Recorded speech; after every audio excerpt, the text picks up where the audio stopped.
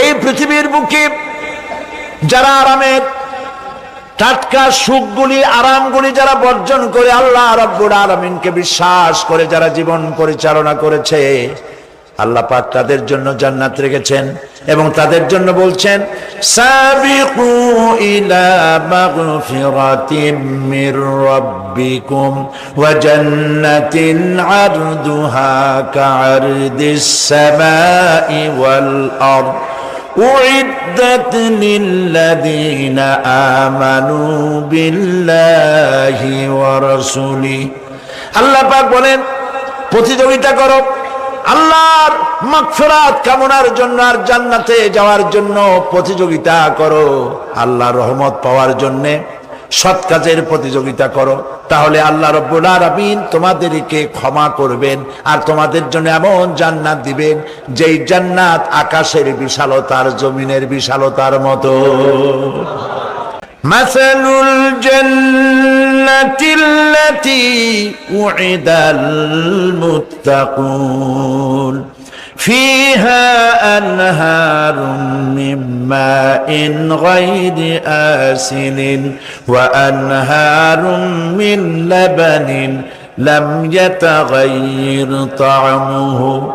আল্লাহ পাক বলছেন জান্নাত আল্লাহ পাক ওয়াদা করেছেন মুত্তাকীদের জন্য। আল্লাহ পাক জান্নাত দিবেন যে জান্নাতের ভেতরে রয়েছে মধুর প্রস্রবণ, রয়েছে দুধের প্রস্রবণ, রয়েছে সেখানে স্বচ্ছ পানীয় পানির প্রস্রবণ রয়েছে।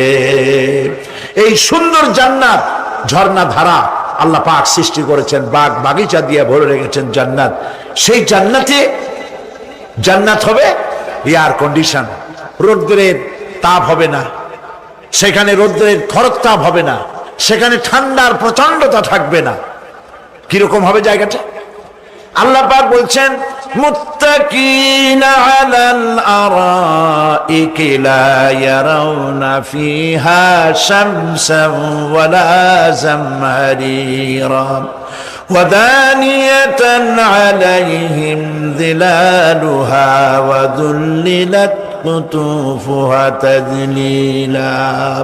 আল্লাহ পাক এমন জান্নাত রেখেছেন, সেই আল্লাহ পাক সেই জান্নাতের ভিতরে জান্নাতীরা ঠেস লাগায়া মুখোমুখি অবস্থায় তারা সেখানে বসবে আর জান্নাতীদের মনের মধ্যে কোনো দুঃখ থাকবে না, পেরেশানি থাকবে না। পৃথিবীতে মানুষের দুঃখ থাকে, পেরেশানি থাকে, সেখানে কোনো দুঃখ আর পেরেশানি থাকবে না। সেই জায়গাটা হবে শীতাতপ নিয়ন্ত্রিত, না শীত না গরম, চির বসন্ত বিরাজ করবে। জান্নাতীরা সেখানে থাকবে। এই সুন্দর জান্নাত আল্লাহ পাক রেখেছেন মুত্তাকীদের জন্য। সুবহানাল্লাহ। কাফেরদের জন্য জান্নাত হবে, জাহান্নাম হবে চিরকাল। খালিদিনা ফিহা আবাদান, চিরকাল কাফেরেরা জাহান্নামে থাকবে। সর্বশেষ যে ব্যক্তি জাহান্নাম থেকে মুক্তি লাভ করবে তাকে আল্লাহ পাক বলবেন, ফেরেশতাদেরকে বলবেন, ও আমার ফেরেশতারা আমার এই বান্দাকে জান্নাত এবং জাহান্নামের মাঝখানে রেখে দাও। জান্নাত এবং জাহান্নামের মাঝখানে লোকটি যখন থাকার জায়গা পাবে সে জান্নাতের দিকে তাকায়া দেখবে আর কাঁদতে থাকবে। আল্লাহ পাক জিজ্ঞেস করবেন, বান্দারে যুগের পর যুগ ধরে জাহান্নামে কেঁদেছো, আমি রব্বুল আলামিন জাহান্নাম মাফ করে দিয়া জান্নাত জাহান্নামের মাঝখানে রেখে দিয়েছি, আযাব থেকে তো বেঁচে গেছো, এখন কান্দো কেন? লোকটি বলবে, রব্বুল আলামিন কান্দি এই কারণে, জাহান্নাম থেকে মাফ করেছো, তোমার শুকরিয়া আদায় করি। জান্নাত তো আমার কপালে নাই, কিসমতে নাই, কিন্তু জান্নাত আমি এখান থেকে দেখতে পাচ্ছি, জান্নাতের সুঘ্রাণ আমার নাকে আসতেছে, কপালে নাই যাওয়ার। আমি কাঁদি এই জন্য, তুমি যদি মেহেরবানি করে আমাকে জান্নাতের দরজার কাছে একটু দাঁড় করায় দিতা, প্রাণ ভরে তোমার জান্নাতের দৃশ্যটা একটু দেখতাম। আল্লাহ পাক তার আরজি পূরণ করবেন, বলবেন যাও, ফেরেশতাদের বলবেন এর জান্নাতের দরজার কাছে দাঁড় করায় দাও। জান্নাতের দরজার কাছে দাঁড়িয়ে লোকটি আবার কান্না শুরু করবেন। আল্লাহ পাক প্রশ্ন করবেন, এবার কান্দো কেন? লোকটি বলবে, রব্বুল আলামিন কান্দি এই কারণে, জান্নাতের এই দরজায় দাঁড়ায়া জান্নাতের অফুরন্ত নেয়ামত কিছুই ভালো করে দেখা যায় না, শুধু অল্প জায়গা দেখি। যদি তুমি আমারে দয়া করে জান্নাতের মাঝখানে দাঁড় করায় দিতা, চতুর্দিকে তাকায়া তাকায়া দেখা কলিজারে ঠান্ডা বানাইতাম। তবে আমি ওয়াদা করি, জান্নাতের কোন নাজ নেয়ামত, কোন ফল আমি খাবো না, ধরবো না, সইব না। একটুখানি মেহেরবানি করে মাঝখানে দাঁড় করাইয়া দাও, জান্নারে ঠান্ডা করি। আল্লাহ রাব্বুল আলামিন ফেরেশতাদের বলবেন, আমার এই বান্দারে জান্নাতের মাঝখানে দাঁড় করাইয়া দে।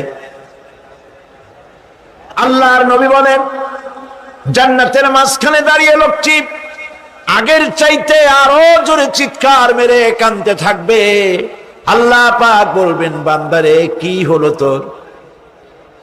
দরজার কাছে আসতে চাইছি রে, আইনা দিলাম।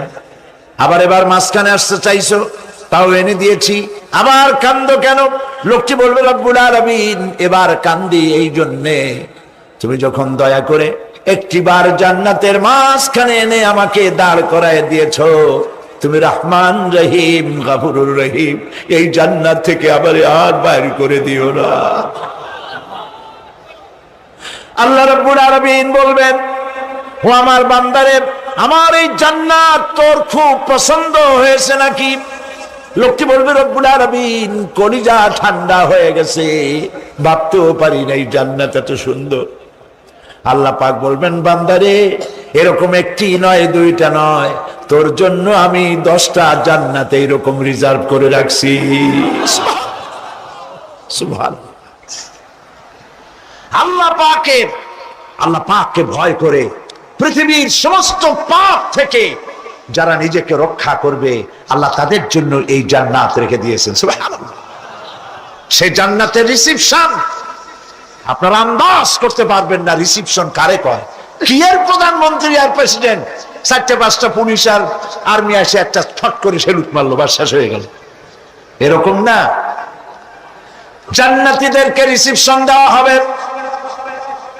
জান্নাতীরা যখন আল্লাহর হুকুমে জান্নাতের দিকে যেতে লাগবে, আর যখন জান্নাতের কাছে চলে যাবে, আল্লাহ রাব্বুল আলামিন শোনায় দিচ্ছেন, হাত্তা ইযা জাউহা ফুতিহাত আবওয়াবুহা ওয়া ক্বালা লাহুম খাযানাতুহা সালামুন আলাইকুম তিবতুম ফাদখুলুহা খালিদিন। সুবহানাল্লাহ। জান্নাতীরা যখন জান্নাতে প্রবেশ করার দরজার মুখোমুখি হবে, দ্বার রক্ষীগণ তখন বলবে, সালামুন আলাইকুম, আল্লাহর শান্তি তোমাদের উপরে বর্ষিত হোক। সুবহানাল্লাহ। দুনিয়ার টাটকা টাটকা সুখগুলি 2 পা দিয়ে ঠেলে দিয়েছো, টাটকা সুখগুলি গ্রহণ করো নাই, হারাম খাও নাই, আল্লাহর দ্বীন কায়েমের জন্য রক্ত দিয়েছো, জীবন দিয়েছো, কষ্ট করেছো, আল্লাহকে ভয় করেছো। আমাদের সালাম গ্রহণ করো, জান্নাতের মধ্যে ঢুকে যাও চিরকালের জন্য। সুবহানাল্লাহ। আর বাইর হওয়া লাগবে না, চিরকাল এই জান্নাতের মধ্যে তোমরা বসবাস করতে পারবে, আল্লাহ রাব্বুল আলামিনের ফেরেশতারা বলে দিবেন। জান্নাতের মধ্যে আল্লাহ পাক হুরদের সঙ্গে জান্নাতীদের বিয়ের ব্যবস্থা করে দিবেন। কোরআনে কারিমে আল্লাহ পাক বলেন, মুত্তাকিনা আলা সুরুরিম মাসফুফাতিন ওয়া যাওয়াজনাহুম বিহুরিন ঈন। সামনাসামনি ভাবে সাজানো সারি সারি আসন সমূহের উপর তারা ঠেস লাগায় বসে থাকবে, আর আল্লাহ রাব্বুল আলামিন হুরদের সাথে জান্নাতীদের বিয়ের ব্যবস্থা করে দিবেন। যেসব হুরের সঙ্গে বিয়ে হবে তাদের আল্লাহ পাক বিবরণ দিচ্ছেন কি রকম হবে তারা। লাম ইয়াতমিসহুন্না ইনসুন ওয়ালা জান, এর পূর্বে জিন এবং ইনসান এদেরকে কেউ স্পর্শ করে নাই। কি রকম তারা? কান্নাহুন্নাল ইয়াকুতু ওয়াল মারজান, যেমন ঝিনুকের ভিতরে মণিমুক্তা থাকে, এইভাবে আল্লাহ পাক তাদেরকে পবিত্র করে রেখে দিয়েছেন। আমার প্রিয় ভাইরা, আল্লাহ রাব্বুল আলামিন কোরআনে কারীমের ভিতরে বলেছেন, ফাবিআইয়ি আলা'i রাব্বিকুমা রব্বিকুমা তুকাদ্দিবান। জান্নাত দান করে আল্লাহ পাক এবার জান্নাতীদেরকে সম্বোধন করে বলবেন, ইয়া ইবাদি লা খাউফুন আলাইকুমুল ইয়াওমা ওয়ালা আনতুম তাহজানুন। হে আমার বান্দারা, লা খাউফুন আলাইকুমুল ইয়াওম, আজ আর কোনো ভয় নাই। সুবহানাল্লাহ, সুবহানাল্লাহ। আজ আর কোনো ভয় নাই, কোনো চিন্তাও নাই, আরামে এই জান্নাতের মধ্যে বসবাস করো। এরপরে আল্লাহ পাক জিজ্ঞেস করবেন, ও আমার জান্নাতীরা, আমি যেসব ওয়াদা করছিলাম আমার ওয়াদা মোতাবেক সমস্ত নিয়ামত পেয়েছো? তারা বলবে, হ্যাঁ পেয়েছি, সব নিয়ামত আপনার ওয়াদা মোতাবেক সব পেয়েছি। আল্লাহ রাব্বুল আলামিন বলবেন, সব পাও নাই, ওয়ালাদাইনা মাজিদ, আমার কাছে আরো বেশি আছে। সুবহানাল্লাহ, আমার কাছে আরো বেশি আছে। জান্নাতীরা বুঝবে না সে আরো বেশিটা কি, এর থেকে আর বেশি কি। প্রিয় ভাই সব, নবী করিম সাল্লাল্লাহু আলাইহি সাল্লাম বলেছেন, জান্নাতের সুখ আর শান্তি কোন চোখ নাই যা দেখেছে, যা কোন অন্তঃকরণ নাই যা কল্পনা করতে পেরেছে। এই জান্নাত মুত্তাকিদের জন্য আল্লাহ রাখছেন। সুবহানাল্লাহ। জান্নাতীরা ভাবতেও পারবে না সেই নিয়ামতগুলি কি। প্রিয় ভাই সব, সেই মুহূর্তে আল্লাহর নবী মুহাম্মদুর রাসূলুল্লাহ সাল্লাল্লাহু আলাইহি ওয়াসাল্লাম বলবেন, রব্বুল আলামিন, আমার উম্মতেরা জান্নাতীরা বুঝতে পারে নাই আপনার কাছে কি নিয়ামত আরো বেশি আছে। আমার এই উম্মতেরা জান্নাতীরা আপনার ওয়াদা মোতাবেক সব পেয়েছে, কিন্তু একটি জিনিস এখনো তাদের কিসমতে হয় নাই। সেই জিনিসটা হলো, যারা তার রবকে না দেখে শুধু কোরআন আর হাদিসের কথা শুনে আরবের ঘুম হারাম করে তাহাজ্জুদের নামাজ আদায় করেছিল, চোখের পানি ফেলেছিল, যারা জান্নাত দেখে নাই, জাহান্নাম দেখে নাই, আপনাকে ভয় করে যারা জীবন পরিচালনা করেছিল, যারা আপনাকে দেখে নাই, না দেখে শুধু কোরআন হাদিস বিশ্বাস করে যারা অকাতরে নিজেদের জীবন বিলায় দিয়েছিল, এই জান্নাতীরা এখন পর্যন্ত তার রবকে দেখতে পারে নাই। আল্লাহ রাব্বুল আলামিন তার সামনে থেকে ৭০,০০০ পর্দা সরে যাবে। আল্লাহ পাক বান্দাদের আরজি পুরা করার জন্য জান্নাতীদের সামনে তিনি জালোয়া ফরোজ হবে। কোরআন শরীফের ভিতর আল্লাহ পাক বলেন, জান্নাতীরা তারা আল্লাহর দিকে, জান্নাতীরা তার রবের দিকে তাকিয়ে থাকবে, আর রব তার বান্দাদের দিকে তাকায়া থাকবে। প্রাণ ভরে জান্নাতীরা রবকে দেখবে। সুবহানাল্লাহ, আল্লাহ পাককে দেখবে। প্রাণ খুলে আজ দোয়া করি, রব্বুল আলামিন জান্নাতের যেই পরিবেশে, যেই জায়গায় তুমি দয়া করে তোমার গোলামদেরকে তুমি নিজেই দর্শন দিবে, দেখা দিবে। মনিব গো, ও আমাদের রব, আজ এই বিশাল জনসমুদ্র নিয়ে তোমার দরবারে আবেগ ভরা কণ্ঠে বলি, যেই অনুষ্ঠানটি তুমি এমন মুবারক অনুষ্ঠান করবে যেখানে তুমি জান্নাতীদেরকে দেখা দিবে, ওই জান্নাতের কোন একটি, ওই অনুষ্ঠানের কোন একটি কোনায় কানায় আমাদেরকেও দাঁড় করাইয়া দেখার তো।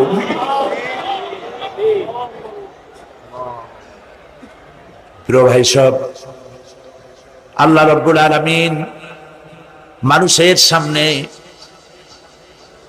এত সব নিয়ামত রেখেছেন, এই জান্নাত দান করবেন।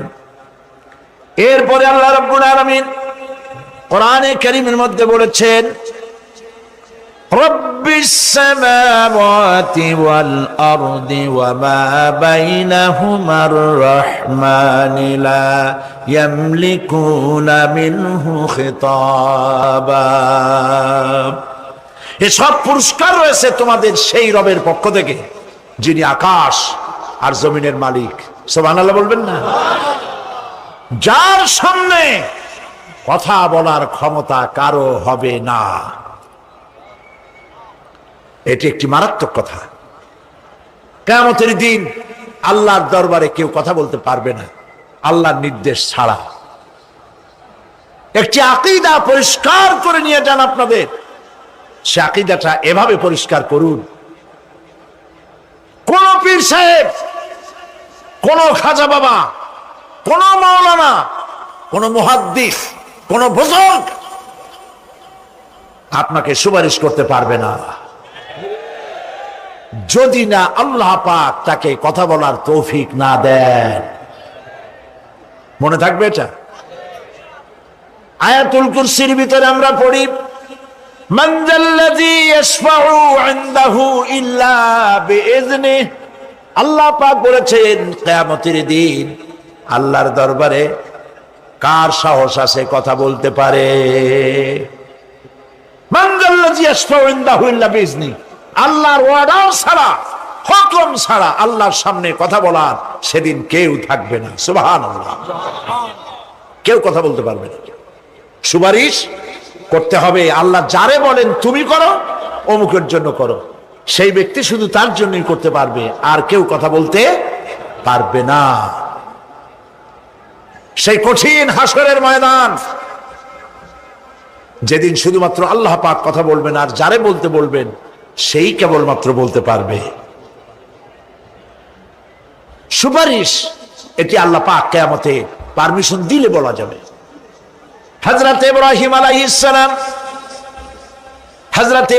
আলাইহিস সালাম কিয়ামতের দিন তার নিজের পিতা সম্পর্কে সুপারিশ করবেন। রব্বুল আলামিন, আমার আব্বার জন্য সুপারিশ করতেছি, মেহেরবানি করে জাহান্নাম থেকে তারে আপনি রক্ষা করুন। আল্লাহ রব্বুল আলামিন বলবেন, ইব্রাহিম তোমার সুপারিশ মঞ্জুর হবে না। প্রিয় ভাই সব, একটু মাথা খাটান, চিন্তা করেন। জাতির পিতা কে? জাতির পিতা চিল্লায় বলুন, কলিজা সাফ করে ফেলুন। মুসলমানদের জাতির পিতা হাবিজ হাবি কেউ হতে পারে না।